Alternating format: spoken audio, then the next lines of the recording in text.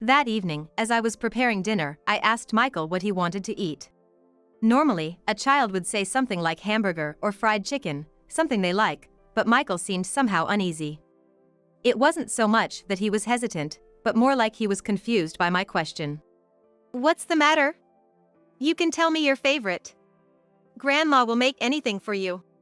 Even after asking him that, he didn't answer, so I felt as if pressing him any further would be like scolding him, so I didn't ask anymore and told him to wait while watching TV in the living room. Somehow, I prepared a menu that seemed child-friendly, and decided it was time to call Michael for dinner. However, even with dinner laid out in front of him, Michael didn't seem to want to sit down at all. What's wrong? Don't you want to eat? At my question, he shook his head vigorously from side to side. Then why? Then, with a puzzled expression, Michael asked me, Grandma, is it okay for me to eat today?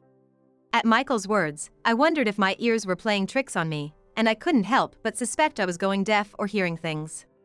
However, when I asked again to be sure, the response I got from Michael confirmed that I had not misheard. Huh? A day when it's okay to eat? We eat 3 meals a day, right? When I asked back with another question, Michael suddenly ran out into the garden from the window and started pulling out the grass. Surprised by Michael's sudden action, I held his grass-pulling body and took him back inside the house. Why? What's wrong? Grandma, I'm hungry. You're hungry, right? That's why I prepared it for you, Michael. So why did you start pulling out the grass? Because my mom always says I can't eat unless I help out with something. I couldn't hide my surprise at the unexpected words that came out of Michael's mouth. When I decided to ask for more details, I learned an astonishing truth. When I was 22, I fell in love at first sight with my husband, who had transferred from another region to the company where I was working, and I desperately approached him both at work and privately. Coincidentally, we lived close to each other, and before we knew it, even when our work hours didn't match, we started to meet somewhere and go home together. One day, on a crowded train, he overlapped his body with mine to protect me, and my heartbeat wouldn't stop. In the middle of the crowd, I whispered, "Would you go out with me?" I clenched the sleeve of his suit tightly, and with eyes that were slightly teary from embarrassment, I confessed. I must have had a sly look on my face at that time. But he blushed at my words and said, "I'd love to, Lily." Without minding the eyes of others, we kissed. We started dating smoothly. After that, everything was quick. We started living together shortly after we started dating, got married in the first year, and were blessed with a child. I had always dreamed of getting married and living a happy life since I was a child, and I was overjoyed to be blessed with a child, and we both decided on the name Sam for the child. It was truly a moment of supreme happiness. However, that happiness didn't last long. When Sam was 3 years old, I found it strange that my husband was always coming home unusually late. I asked a friend who worked at the same company as my husband to investigate for me. It turned out that my husband always left the company at the regular time, and a friend witnessed him disappearing into a hotel with a younger girl from the same department after work. It was then that I first learned that the reason my husband was always coming home late was that he was meeting with that younger woman. It was clear proof of an affair. When I confronted him about the affair with all the evidence, he gave in and admitted to the affair. My happy married life turned out to be just a 4-year game of house, and I took Sam and decided to separate from my husband. Becoming a single mother, I desperately balanced work and household chores while raising Sam. Seeing me working hard on chores and jobs, Sam, despite being a child, helped around the house as much as possible, striving to reduce my burden. I fondly remember bursting into tears in front of other parents during an elementary school open class when I heard his composition about his future dream, which was to make it easier for me, his mother. As Sam grew up healthily, he eventually reached an age where he showed his maturity by inviting his longtime girlfriend, whom he wanted to marry, to our house. This is Emily. Mom, I've been thinking about marrying Emily. Emily, who was introduced to me, spoke briskly and had a clear and bold personality, which left a good impression on me. Sam, if you say this is the person you've chosen, I won't oppose. She responds briskly, so it's good, right? Really?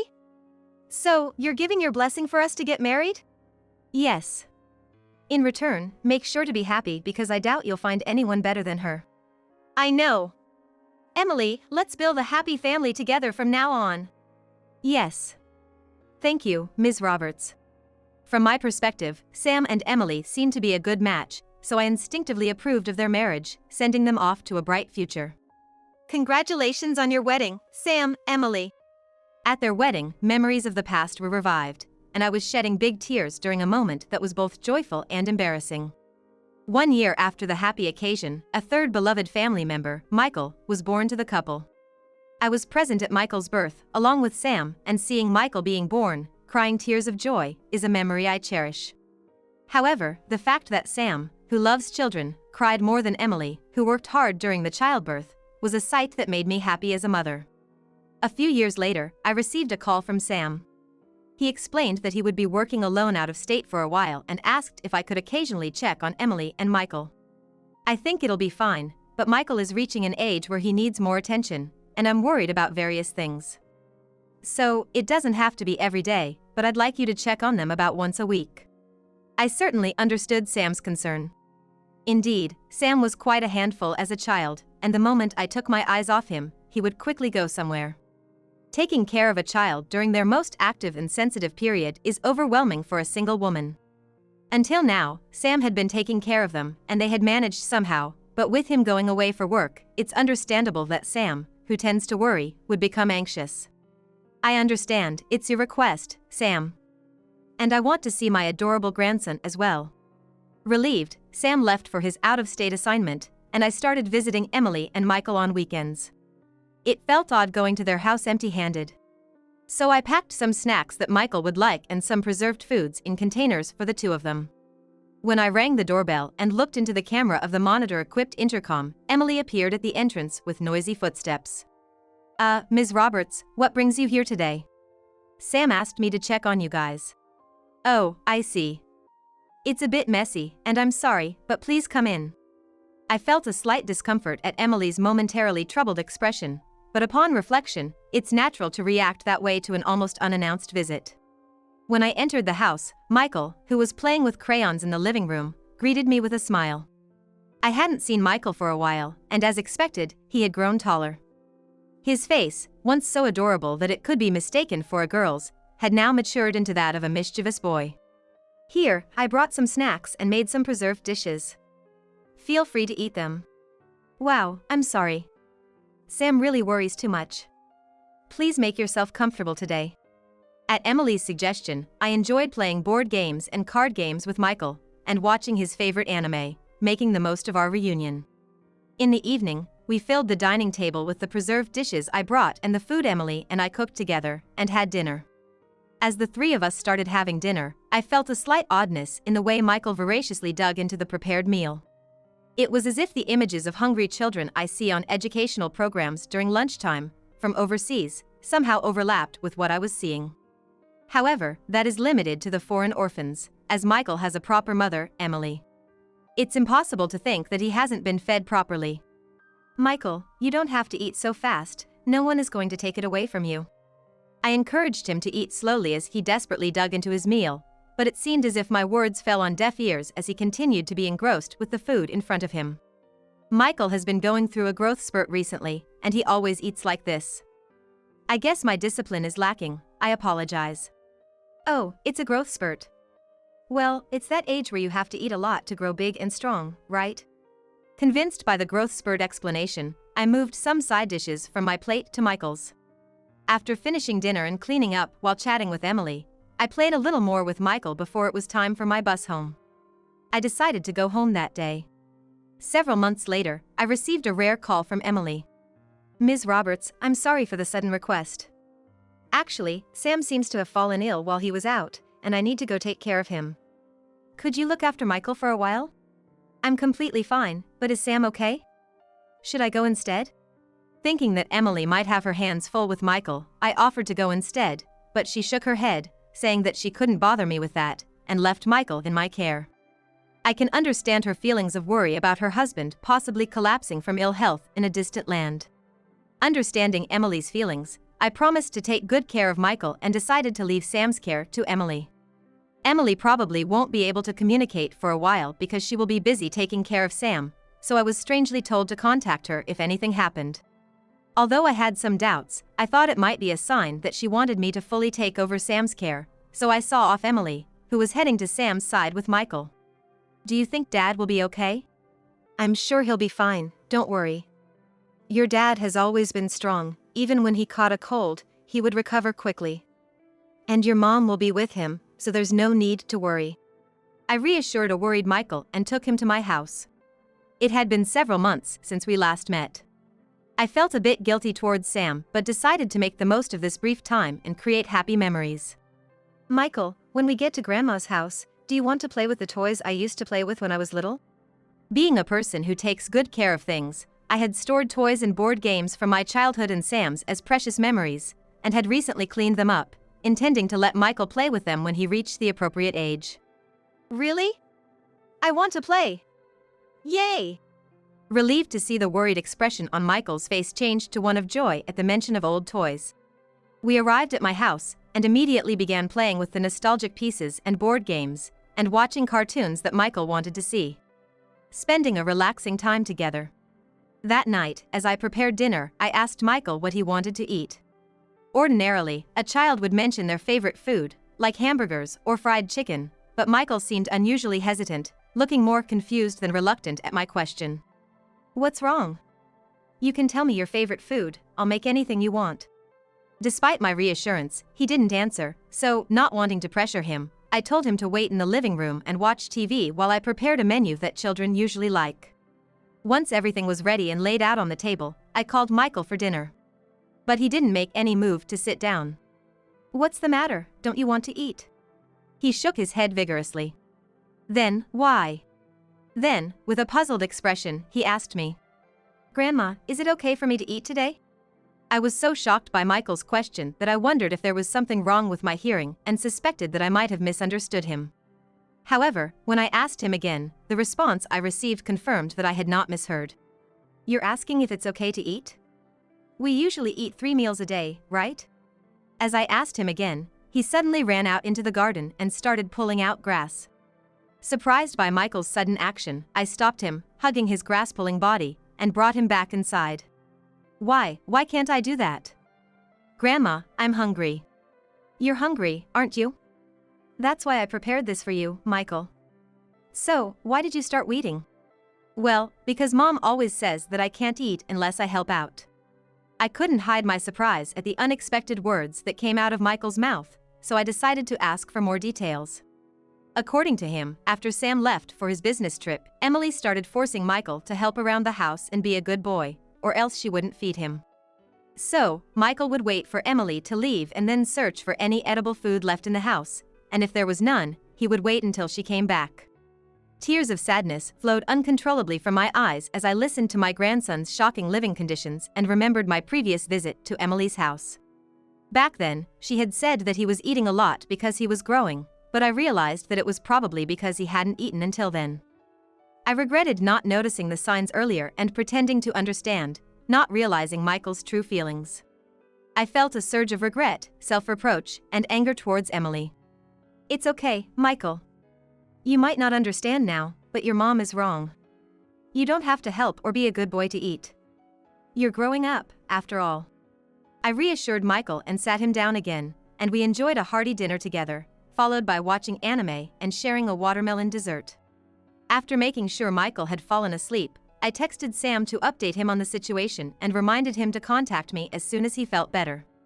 I was told by Emily not to contact her unless I reached out first, but I couldn't keep that promise anymore. Soon after texting Sam, he called back. I had thought for sure that Sam's health was so bad that Emily was even managing his phone, but when he got in touch right away, I felt a bit relieved. "Mom? What's going on? Michael hasn't been fed while I'm away?" "There's nothing more to it. It's exactly as I texted you." "Isn't Emily there with you?" "Ha, Emily? There's no way she's here with me on my business trip. I told you I was leaving the two of you in your care, didn't I?" There was a discrepancy between what Emily had told me and what Sam was saying. Emily said she was going to take care of you on your business trip because you were sick and left Michael with me. "Sick? There's no way I'm sick. Besides, if I were, I would have contacted you." Indeed, that made sense. If something had happened, Sam would have definitely contacted me. But this time, there was no communication from him, and I only found out about his supposed illness from Emily. And thinking about it, it was strange that Emily said she couldn't contact us because she was taking care of Sam. It felt like she was trying to keep us at a distance and hide something. Actually, I just remembered that Emily told me not to come home during the long holiday. Do you think? Finally, we both realized that Emily had been lying to us. Moreover, Michael mentioned that Emily had been going out at night, which was news to Sam.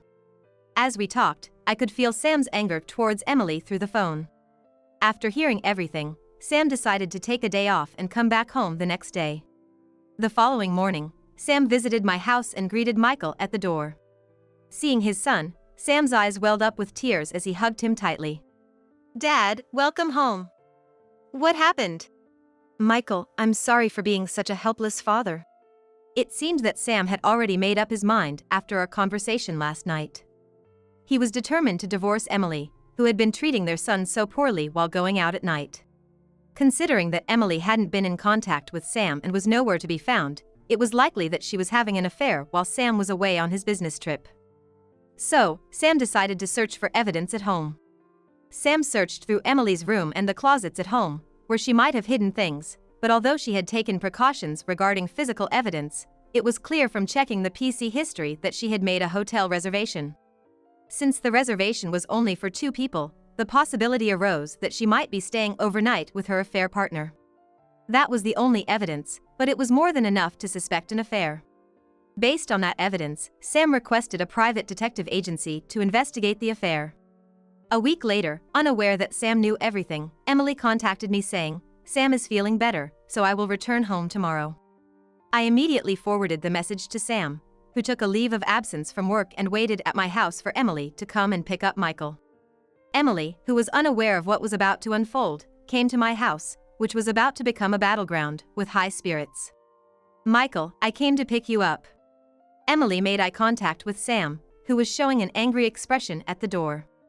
To prevent Emily from escaping from the scene, I locked the entrance door and led her to the back of the room to have a discussion. I heard everything from Michael. It seems you didn't give him a proper meal while I was away.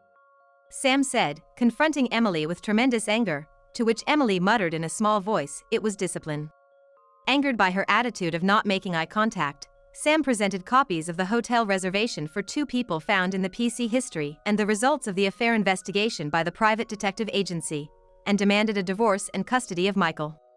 I can't trust you with Michael. When I think about something happening to him, I can't stay calm. Wait a minute. That's too harsh. I didn't do this because I wanted to. So, were you being blackmailed by the other person? Is that why you were having a good time at the hotel with someone you didn't even like? Isn't that too convenient? I had a hard time too. Since you went away, I had to take care of the house and Michael all by myself, and I got tired.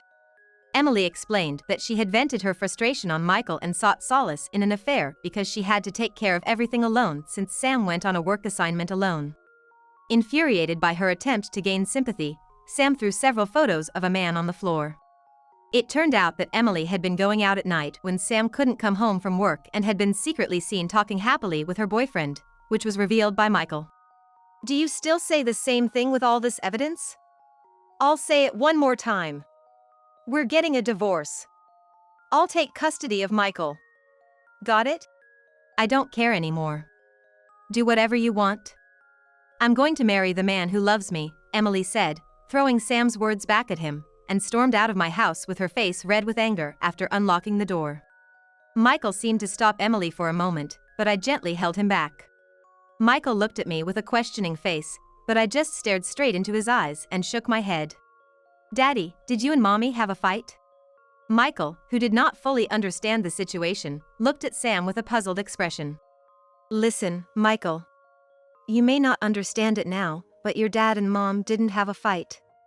We said goodbye. But from now on, we will live happily together, just the 2 of us. Okay? Sam, not wanting to cause any more stress or worry to Michael, spoke to him with a smile while patting his head. I could only stand by and watch, but seeing Sam's kindness, I decided to support them as much as possible from behind. Later, additional investigation results from the detective agency revealed that Emily's affair partner was apparently married. Emily believed in her affair partner, but he chose to rebuild his relationship with his wife, leaving her abandoned.